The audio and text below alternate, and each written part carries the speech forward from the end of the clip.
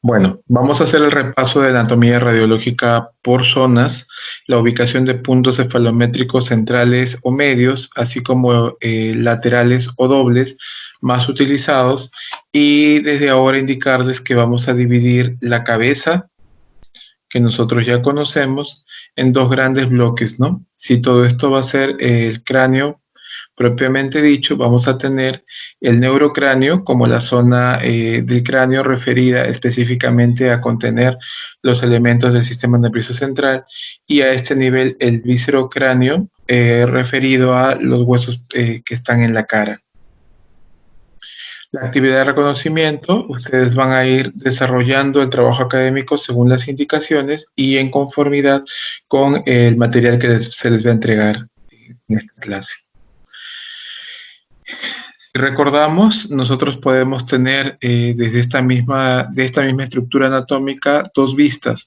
Una vista exocraneal, que es aquella que se ve por fuera del cráneo, y una vista endocraneal, que es aquella que se ve por dentro del cráneo. Indicar además que lo que estamos revisando aquí son preparados anatómicos de justamente la Universidad Alas Peruanas, donde podemos observar en estas maquetas de distribución del nervio trigémino cómo es que se observaría desde una vista externa el cráneo propiamente dicho, en la parte superior la bóveda craneana, ¿no? De adelante hacia atrás, región frontal, parietal, temporal y occipital, inclusive la porción mastoidea. Y cuando nos referimos a los huesos de la cara, tenemos la porción orbitaria, nasal, maxilar superior, así como la mandíbula propiamente dicha. Vamos a tener esta zona de articulación conocida como la cresta cigomática, ¿no? En principio formada por el hueso cigomático o malar y hacia atrás por la apófisis cigomática del hueso temporal. Pero este cráneo, para efectos de la maqueta, se ha aplicado un corte, ¿no? Un corte medio sagital. Entonces, ese corte nos deja ver que a nivel del cráneo, ¿sí? Nosotros tenemos esta estructura que es la base craneana que separa, ¿no? Justamente el neurocráneo del viscerocráneo. Y que esta base craneana tiene igual una vista endocraniana y una vista exocraniana. Y que en esta vista endocraniana voy a tener la fosa craneal anterior, la fosa craneal media y por último la fosa craneal posterior, ¿no? Y en ese sentido vamos a ver que a nivel de la base craneana vamos a tener la participación de algunos huesos en la línea media, como pueden ser el hueso frontal, tanto con su cortical externa como la interna, así como esta porción conocida como la eminencia orbitaria interna. En medio del frontal sabemos que a este nivel estamos viendo parte del hueso etmoides, ¿no? Y lo reconocemos fácilmente por la posición de esta apófisis cristagalli o cresta de gallo. Hacia atrás, bien sabido es que tanto el hueso frontal como el etmoides se va a articular con el hueso esfenoides, ¿no? Si bien es cierto, siempre hemos visto el hueso esfenoides como un hueso en forma de murciélago, desde esta vista nosotros vamos a ver el cuerpo del esfenoides, donde se observa en la parte superior la famosa silla turca, limitada por las apófisis clinoides anteriores y posteriores, y vamos a tener la posibilidad también de visualizar las alas menores, así como hacia la parte de inicio de la bóveda, las alas mayores. Hacia abajo, nosotros bien sabemos que tenemos la apófisis pterigoides que va a bajar para articularse con el hueso palatino, ¿no? El que a su vez se conecta con el hueso maxilar superior. Una cosa que tenemos que tener claro es que no todo esto es esfenoides, ¿sí? El esfenoides solo queda hasta aquí, con su lámina cuadrilátera, así como en la parte anterior tenía el rostrum, en la parte posterior tenía la lámina cuadrilátera, que es la zona de articulación con la apófisis basilar del hueso occipital. Sí, es muy frecuente encontrar este error, ¿no? Inclusive en atlas de cefalometría, donde mencionan que la apófisis basilar corresponde al esfenoides, y eso no es así, ¿no? También lo encontramos algunas veces como clivus, y tenemos que tener claro que a este nivel ya estamos en hueso occipital, y lo propio este corte nos avisaría que a este nivel tenemos el agujero magno, ¿no? El agujero occipital por donde va a pasar, ¿no? La médula espinal. Podemos ver a su vez este corte desde una vista exocranial, el maxilar superior y la mandíbula, como les decía, pero desde una vista interna, ¿no? Si hiciésemos el corte, veríamos que este maxilar superior va a tener a este nivel lo que corresponde al proceso palatino. Hablamos del proceso palatino como la porción formada por los dos huesos maxilares y los dos huesos palatinos, ¿estamos? Que en conjunto forman la bóveda craneana. Perdón, la bóveda palatina. Esta bóveda palatina, como nosotros bien sabemos, separa la cavidad oral de las cavidades nasales o fosas nasales.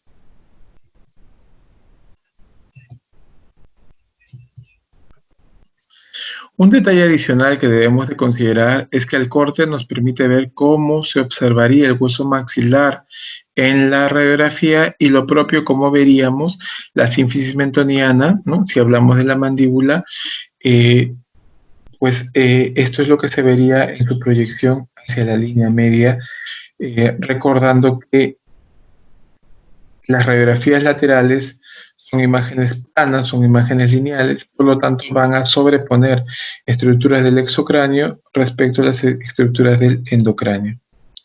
Eso es algo que por favor debemos de tener mucho cuidado para que no haga luego confusiones, ¿no?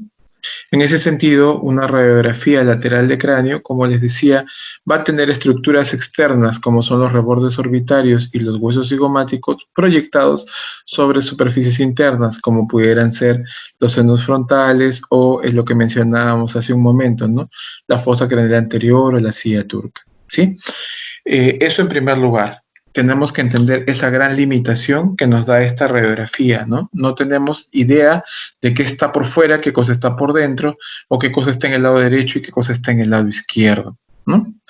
Entonces, si me entregan una radiografía como esta, impresa, yo voy a trabajar con un papel de calco cefalométrico. El papel de calco cefalométrico va a ser colocada sobre esta radiografía, teniendo presente que el papel de calco cefalométrico en un lado es brillante y es el que se apoya contra la placa, mientras que en el otro lado es mate o no brillante y es el lado sobre el cual se va a trazar. Los trazos los vamos a hacer utilizando lápiz portaminas, ¿no? Grafitos portaminas, y para hacer los trazos necesitaríamos que se consigan su juego de escuadras. Vamos a iniciar el trabajo calcando el perfil blando, ¿está bien? Empezamos con la región frontal, pasamos a la región nasal, llegamos al surco nasolabial, calcaríamos el labio superior, continuamos haciendo el labio inferior, el surco mentolabial y continuamos con el mentón blando, inclusive hasta la parte inferior. Una recomendación que les hacemos es que adicional a ello calquemos esto, que es la abertura nasal y el ala nasal, ¿no? Es muy importante que ubiquemos bien el ala nasal. Si ustedes se dan cuenta, el calco tiene la forma como de una S itálica, ¿no? O una S alargada y como echada, ¿no? Una letra S. ¿Por qué es importante este calco? Porque el ala nasal nos va a avisar dónde vamos a ubicar correctamente a la espina nasal anterior, ¿sí? Entonces les decía, vamos a tener una sobreposición de estructuras externas con estructuras internas y eso es algo que tenemos que tener muy presente como limitación de la radiografía. Empiezo a calcar anatomía craneal y voy a revisar, voy a seguir esto de acá, que es la cortical externa del hueso frontal. Va a avanzar hasta que se articula aquí con otros huesitos pequeñitos que los observamos aquí. Son los huesos nasales o propios de la nariz. En el calco se vería así, cortical externa del hueso frontal, llego hasta ¿dónde? Hasta el hueso nasal o propio de la nariz. Y vamos a encontrar esta línea como radiolúcida, radiolúcida, que nos va a señalar la sutura frontonasal o frontobinasal. Este reparo anatómico es muy importante que lo podamos reconocer. Agradecería que practiquen justamente en su reconocimiento, porque su parte anterior nos va a servir para ubicar un punto muy, muy utilizado. Este hueso frontal, como podemos ver en el cráneo, no solo tiene una cortical externa, sino que también tiene una cortical interna. Es esa cortical interna la que empiezo yo a dibujar acá, pero luego dibujo esta línea de aquí. ¿Cuál es esta línea? Es esta línea que observamos acá en el cráneo, que corresponde a la fosa craneal anterior. ¿sí? Pero si son cuidadosos al observar, ustedes me dirán, doctor, pero acá se ve también otra línea, ¿verdad? Y esta línea ya es una elevación, no una concavidad como la que señalamos hace un momento. Efectivamente, esa línea correspondería a la eminencia orbitaria interna, que no es otra cosa que el techo de las órbitas vista desde el endocráneo. Estamos. Pero además es importante que sepan que esta línea va a dar la impresión de meterse al seno frontal y luego va a bajar. Sí, va a bajar describiendo esta forma de aquí, que no se observa en el preparado anatómico porque ya no está en la zona interna, sino que está en la zona externa y que corresponde al reborde orbitario externo, ¿no? Justamente de la órbita. Si nos damos cuenta, al hacer este calco, yo estoy por acá, ¿sí? Ya terminó el hueso frontal. En medio tengo el hueso etmoides, inclusive puedo identificar acá, espero que lo alcancen a ver, la apófisis crista galli, que también se observaría aquí en el calco, ¿sí? Y tienen una línea tenue. Esta línea tenue que se observa acá, no necesariamente con mucha facilidad, correspondería a esto que vemos aquí como rotito. ¿Qué cosa es esto que se observa como roto, como cribado, como débil? La lámina crimosa del hueso etmoides, ¿no? Y eso es lo que se observa aquí. ¿Está bien? No es muy notorio, ¿sí? No siempre se puede ver fácilmente, por eso es que simplemente no lo hemos trazado acá, pero es importante que ustedes lo conozcan. Entonces va a avanzar el hueso frontal y el hueso etmoides hasta articularse, y eso es lo que vemos acá, ¿sí? Articularse con el hueso esfenoides que empieza a este nivel de osificación. Cuando es donde se articula el hueso frontal y el etmoides con el hueso esfenoides, se conoce como la sincondrosis frontoesfeno-etmoidal. ¿Está bien? Y la primera porción que yo alcanzo a dibujar a este nivel del etmoides son las alas menores del etmoides. Las alas menores del etmoides se van a continuar en su proyección con las apófisis clinoides anteriores. Luego de las clinoides anteriores que podemos ver acá, le va a seguir esta cavidad, ¿no? Conocida como la silla turca, harto conocido por nosotros porque es el sitio de apoyo, de colocación de la adenohipófisis. Entonces, teniendo a este nivel la silla turca, yo puedo ver que está limitado, así como por la clinoides anterior, también por la clinoides posterior, y que llega solo a este nivel, donde lo que nosotros observamos en realidad ya no es esto, ¿no? Yo quisiera ver esta continuidad y no necesariamente es muy sencilla de ver. ¿Por qué? Yo veo esta gran mancha radiopaca aquí, ¿sí? ¿A qué corresponde esa imagen radiopaca, esa mancha radiopaca? A lo que observamos acá, el peñasco del hueso temporal. Entonces, es este peñasco del hueso temporal lo que se sobrepone y hace difícil que yo observe esto. Entonces, ¿qué es lo que se recomienda en ese momento? Como se ve muy radiopaco acá y no podemos ver fácilmente, en este momento vamos a dejar de calcar aquí, porque si no daríamos un dibujo como está acá atrás y eso no es lo que se necesita, sino que me voy a concentrar en el cuello. ¿Estamos? Y en el cuello yo tengo estos huesecillos que son las vértebras, ¿no? Las vértebras, recordando que la primera vértebra es el atlas y no tiene cuerpo, mientras que la segunda vértebra es el axis y tiene algo muy llamativo, que es la apófisis odontoides, que se observa acá como si fuese un dedo meñique, si se dan cuenta. Entonces, esa apófisis odontoides es la que yo voy a buscar calcar. ¿Por qué? Porque una vez que yo identifico la odontoides, que ustedes van a ver en las prácticas, cuando tengan la oportunidad de calcar radiografía, es muy, muy sencillo. Cuando yo veo la odontoides, busco en la parte superior una estructura radiopaca, y es lo que podemos observar acá, ¿sí? Y eso ya sí sería la parte más inferior de la apófisis basilar, que es esto de acá. ¿Estamos? Entonces, observado esto de acá, ya va a ser fácil para mí continuar el dibujo por debajo y también continuar el dibujo por encima, buscando que se articule anatómicamente y artísticamente, recordando que es esta estructura lo que yo voy a dibujar.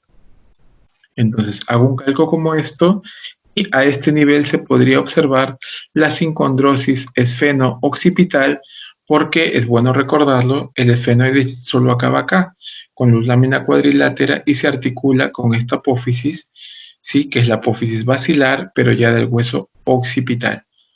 Estamos, ya esto sería parte del occipital, doctor, pero esto hace un momento usted dijo peñasco del hueso temporal. Efectivamente, esta es una zona de sobreposición de huesos, ¿está bien? El temporal está más afuera, pero en la radiografía, como les explicaba, tiene ese defecto que se sobreimpone, por eso es que se ve todo como en el mismo plano. ¿Estamos? Y podríamos continuar todavía para hacer las alas mayores, ¿no? En su inicio de osificación. Un detalle importante también es que yo estaría ubicando aquí el conducto auditivo externo. Tenemos que tener claro que no es esto. Esto es el conducto auditivo interno porque estoy en la cara interna. El externo se ve obviamente en la cara externa. ¿Sí? Y un detalle también que debemos de ver es lo que se puede observar acá. Si se dan cuenta, tengo acá la apófisis basilar y desde él se ve que hay una estructura anatómica que baja, ¿no? Como que lo continúa y luego hay una escotadura hacia arriba. Esta estructura que baja son los cóndilos del hueso occipital porque vendrían a articularse con la primera vértebra que es el atlas, ¿sí? Y luego de ello vamos a tener esta concavidad, ¿listo? Que es la escotadura retrocondilia para que luego ya empecemos a ubicar lo que sería propiamente dicha la bóveda craneana en su porción occipital, ¿no? También conocida como la concha del hueso occipital. Del hueso maxilar superior, lo que nosotros vamos a poder calcar es esto, ¿no? Su contorno anterior, que siempre es cóncavo, ¿sí? Su límite superior, ¿no? Inclusive con este promontorio, ¿listo? Luego la parte más superior que corresponde al piso de las fosas nasales y la parte inferior corresponde al techo de la bóveda palatina. ¿Listo? Esta maqueta a su vez nos permite recordar que a este nivel yo tengo el nervio nasopalatino, pero no solo el nervio nasopalatino, sino que también viene la arteria esfenopalatina interna junto con la vena, ¿cierto? Entonces a este nivel no es raro que nosotros observemos esto, ¿no? Este conducto incisivo, ¿sí? Por donde pasa el nervio nasopalatino y la arteria y la vena esfenopalatina anterior o descendente. ¿Está bien? Y eso es lo que podemos observar acá si afinamos la vista. Un detalle adicional es que donde tenemos el hueso maxilar, en su parte interna sabemos que tiene una gran cavidad neumática, que son los senos maxilares, ¿sí? Y se limitan en la parte posterior con la tuberosidad del maxilar superior. Entonces, es entre la tuberosidad del maxilar superior y la apófisis pterigoides del hueso esfenoides que nosotros vamos a encontrar esta estructura en forma de gota invertida, que es la fosa pterigomaxilar. ¿Está bien? Pterigomaxilar, también conocida en algunos casos como pterigopalatina, pero respetemos el nombre de fosa pterigomaxilar como fosa en forma de gota invertida, también conocida como fosa del quinto 2. ¿Por qué? Porque a ese nivel vamos a tener las mayores ramas del nervio quinto 2 o nervio maxilar superior, inclusive su ganglio, ¿no? Su ganglio de Gasser muy característico.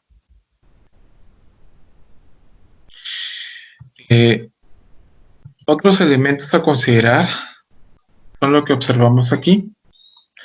En el caso de la mandíbula al corte se vería la sínfisis mentoniana y esta sínfisis mentoniana tiene tanto una cortical externa como una cortical interna. La cortical interna, es bueno que sepan, no llega hasta la parte superior en su porción vestibular, sino que se queda más o menos a mitad de altura. ¿Dónde? Donde termina el mentón. ¿Está bien? Entonces, por eso es que tenemos un calco como esto. Y cuando veamos la radiografía, tenemos que afinar la vista para poder ver esto. Un error sería calcar una doble línea hasta la parte superior, hasta la parte del cuello del diente. Eso no sería correcto. ¿Sí? Otro detalle, bueno, ya les decía, ¿no? Dibujar el borde inferior del cuerpo de la mandíbula, el gonion, ¿sí? El borde posterior de la mandíbula, hacer el esfuerzo por dibujar el cóndilo, si lo podemos ver acá, el cóndilo de la mandíbula, así como la escotadura sigmoidea y la apófisis coronoide seguida del borde anterior de la mandíbula. Eso es lo que se ha calcado más o menos acá y es lo que se esperaría también que ustedes aprendan a calcar cuando ya tengan radiografías en mano. Un detalle a considerar, ¿no? Es que si nos concentramos en el cóndilo siempre va a estar delante de ¿quién?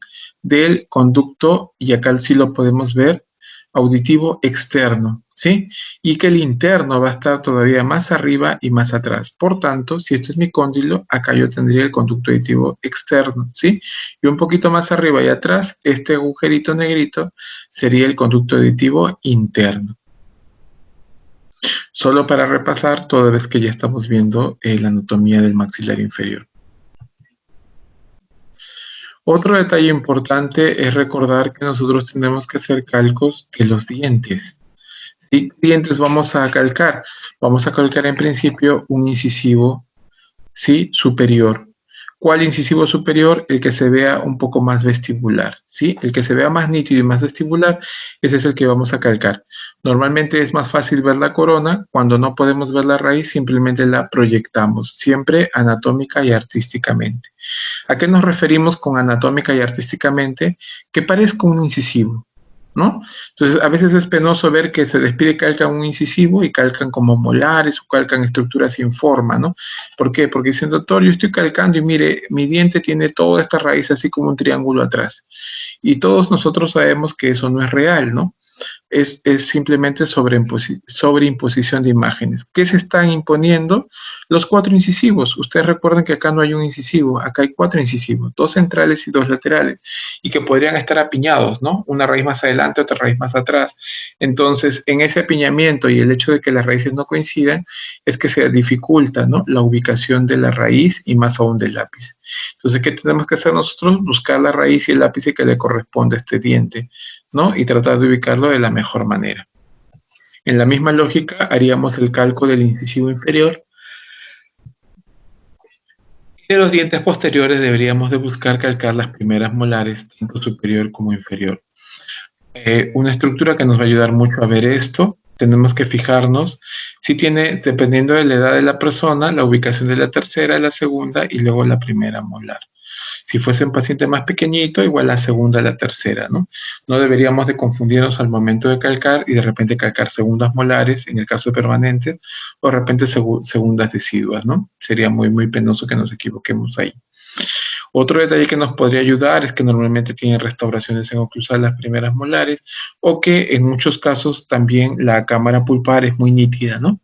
A veces no se observan bien los bordes del diente, pero sí de la cámara pulpar. Entonces la cámara pulpar nos puede ayudar a proyectarnos y dibujar los límites del diente. En este caso de las primeras molares.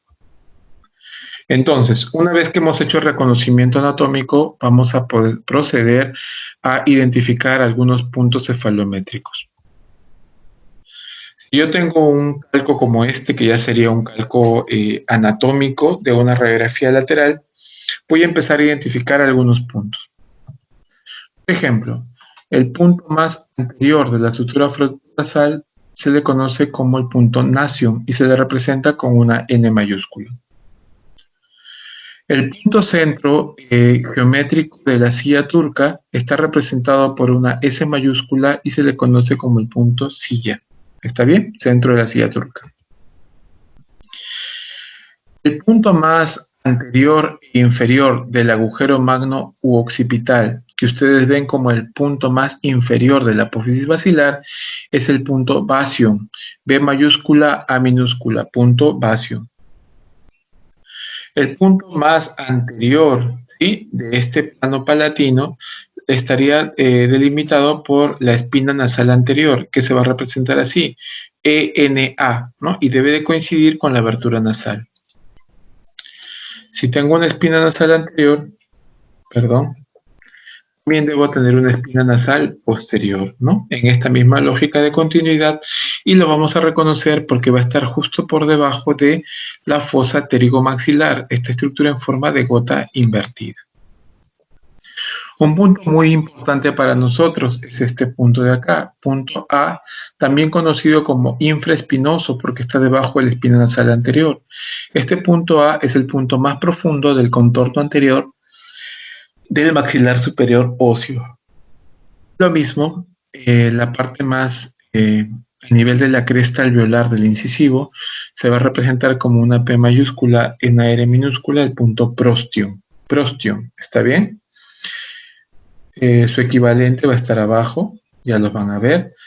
El punto más profundo arriba era el A, el punto más profundo en el maxilar inferior será el punto B, también conocido como supramental porque me queda encima del mentón. El punto más anterior de la sínfisis mentoniana será el punto pogonium. El punto pogonium, entonces, es el punto más anterior de la sínfisis mentoniana. El punto más inferior es el punto mentoniano. ¿Está bien? Y entre los dos, el punto más anterior e inferior a la vez, tendría yo el punto natium. ¿Sí? El natium no se debe trazar al ojo, ¿no? Se puede trazar de dos formas. Yo puedo conectar el mentoniano y el pogonium y a la medida proyectarla perpendicular, a la mitad, perdón, proyectarla perpendicular y eso sería el natium. Otros dicen o recomiendan que debería de trazarse una línea tangente al borde inferior de la mandíbula que toque mentoniano y otra línea que conecte el punto natium con el punto pogonium, ¿no? ¿Por qué haríamos estas dos líneas? Porque esta línea de inferior representaría el punto más inferior de la cara y este natium pogonium representaría la línea más anterior. Sí, en esa conexión se formaría un ángulo. La bisectriz del ángulo, que es la mitad del ángulo, se proyectaría hacia el hueso y eso haría el punto natium. ¿Está bien? Y el infradental es la parte correspondiente a la cresta alveolar, pero del incisivo inferior.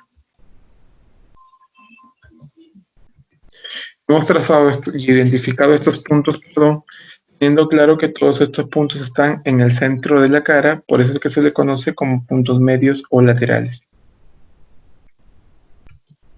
Para que revisen con calma lo que yo ya mencioné, también lo he escrito acá en el texto, ¿no? Para que también lo puedan ustedes revisar. El equivalente, tengo puntos dobles o laterales, vale decir puntos que están a cada lado de la cara, normalmente tengo dos. De adelante hacia atrás ubicaríamos el punto porion, ¿sí? Se ha movido esto un poquito, tenemos que ponerlo, ¿sí? A nivel del punto más inferior de la órbita ósea, ¿sí? Se lo hacen justo contactar con la órbita. Tengo asimismo el punto PT, que es el punto más superior y posterior a la vez de la fosa pterigomaxilar. Entonces no es ni el más superior ni el más posterior, sino el que se encuentra más superior y posterior a la vez. Y en este caso, ¿sí? El punto más superior del conductivo externo correspondería al punto porion. ¿Estamos? Porion. Ya con respecto a la mandíbula, tendría el punto más superior y posterior a la vez, que es el punto condilium, como C mayúscula y O minúscula, que en algunos atlas lo encuentran ustedes como condilar, en cuyo caso será C mayúscula y la letra D de dedo minúscula. Otro punto a considerar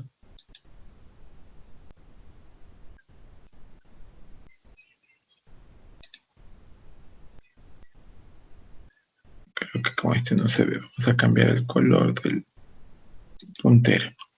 Ok, entonces si este fue el condilar, fíjense que en el calco, está bien, de la apófisis basilar en su borde anterior inferior versus el borde del cóndilo mandibular, vamos a ver que estas líneas siempre se van a cruzar a este nivel. Ese entrecruzamiento, esa proyección, esa sobreposición de la apófisis basilar, del hueso occipital, del cóndilo mandibular, del hueso mandíbula y además el hecho de que a este nivel, ¿sí? Se esté sobreponiendo también el hueso temporal, ¿sí? Hace que se genere este punto bastante sencillo de ver, A mayúscula, R minúscula, el punto articular. ¿Estamos? Entonces el punto articular va a señalar el encuentro de estos tres huesos, ¿no? Mandíbula, occipital y temporal.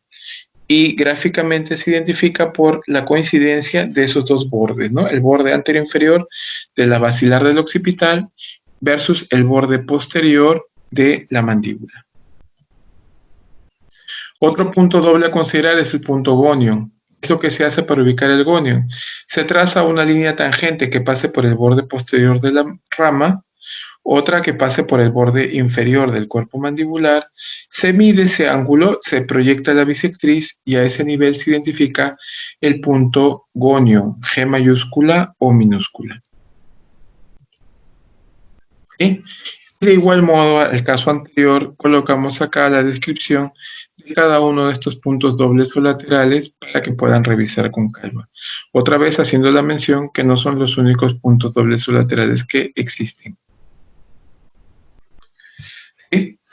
Una vez que yo he hecho el calco de reconocimiento anatómico, luego he identificado los puntos, ¿sí? Craniométricos más utilizados, va a iniciar el trabajo de trazar líneas o planos de referencia. En ese sentido, con el primer análisis que vamos a trabajar, se va a utilizar mucho esto, la conexión del punto S, que es el punto silla, con el punto N, que es el punto nación. Al momento de trazarlo se va a llamar la línea de base craneal de Steiner. Pero para diferenciarla de otra base craneal que vamos a tener, vamos a modificar el nombre para ya conocerla como línea base craneal anterior o base anterior del cráneo. ¿Está bien? Pero repito, no se sorprendan que en muchos libros, igual en la clase de Steiner, a esto se le conozca como solo base craneal. Pero para efecto del curso lo vamos a utilizar como base anterior del cráneo. ¿Sí? Otra línea de referencia muy importante utilizada en diferentes análisis es la línea formada por el punto porion, que como mencionamos hace un momento, es el punto más superior del conducto auditivo externo, y el punto orbitario, el punto más inferior del reborde orbitario. La unión de este punto porion con el punto orbitario va a ser conocido como plano de Frankfurt o también como horizontal de Frankfurt. ¿Estamos? Ahora, un detalle que tienen ustedes que tener presente es que el porion en algunos análisis se representa con la P mayúscula y la R minúscula, como se está usando acá, y en otros casos con la P mayúscula y la O minúscula. Hago esta aclaración porque a veces nos podemos confundir, ¿no? Si ustedes recuerdan, hace un momento el prostion también se representaba con esta PR, ¿sí? Mientras que el pogonium, que hace un momento lo vimos como PG, en otros libros se utiliza como PO. ¿Estamos? Entonces, solo para aclarar, nosotros vamos a utilizar mejor el porion como PO. Y voy a aprovechar que he disminuido esto para aumentar una línea que también es importante que ustedes la conozcan. Le voy a poner el nombre aquí para que no se sobrepongan las líneas y tengan más dificultad, pero sí lo voy a mencionar en la explicación. ¿Está bien? Esperen un poquito y en un momento voy a hacer esa descripción. Ya está. Entonces retomamos. Hemos hecho la SN como línea base craneal anterior. Hemos hecho porion orbitario como plano de Frankfurt u horizontal de Frankfurt. Vamos a conectar, y esto es muy sencillo de entender, la espina nasal anterior con la espina nasal posterior. Y juntos van a formar el plano palatino. ¿Está bien? Tenemos que tener algo claro también. La espina nasal anterior está en el hueso maxilar, pero la espina nasal posterior está en el hueso palatino. ¿Está bien? Eso es un detalle importante a considerar. Ahora, a nivel dentario, voy a fijarme dónde están los incisivos. ¿Está bien? Entonces, normalmente lo que uno busca es el centro de cruce de los incisivos, pero cuando están así de separados, buscamos el centro de la separación. ¿Está bien? Y se hace un punto. Y lo mismo cuando buscamos las primeras molares, en el centro de entrecruzamiento también se hace un punto. Entonces, habiendo ubicado un punto en el centro del cruce de los incisivos y un punto en el centro del cruce de las molares, conectado ambos, voy a tener el plano oclusal. ¿Está bien?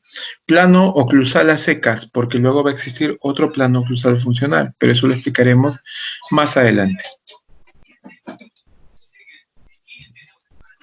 Vamos a ubicar el punto gonium, vamos a ubicar el punto nation, y en esa conexión vamos a formar el plano mandibular. Pero hay también que hacer una aclaración acá. Hay muchos planos mandibulares. En este caso, el gonium nation corresponde al plano mandibular de Steiner. ¿Está bien? Steiner, S-T-E-I-N-E-R, Steiner, que lo vamos a ver en la próxima sesión. Eh, ¿Por qué hago esta aclaración? Porque también existe otro plano mandibular, que es el plano de Tweed, por ejemplo, que va a estar formado por el gonion y el mentoniano, entonces estará un poquito más abajo. Tenemos también que tener presente esas otras variantes. Y en otros análisis aparecerán otros planos mandibulares más, pero que no los voy a mencionar más para no confundirlos más de la cuenta. Y si vieron hace un momento, incrementé esta línea porque también es una línea de referencia muy importante que vamos a utilizar, que es la formada por el punto Nation. Disculpen ustedes que la línea se ha movido, pero permítanme decir que estoy viniendo desde el punto Nation, ¿está bien? Del punto Nation hacia el punto Bastion, que esta sería, sí, la línea base craneal. ¿Está bien? Y parece más lógico que se llame base craneal. Esta es la de Ricketts, que también es un análisis que vamos a revisar más adelante, porque esta base craneal en efecto está separando hacia arriba neurocráneo de hacia abajo y adelante viscerocráneo, ¿no? Es decir, el cráneo propiamente dicho de la cara.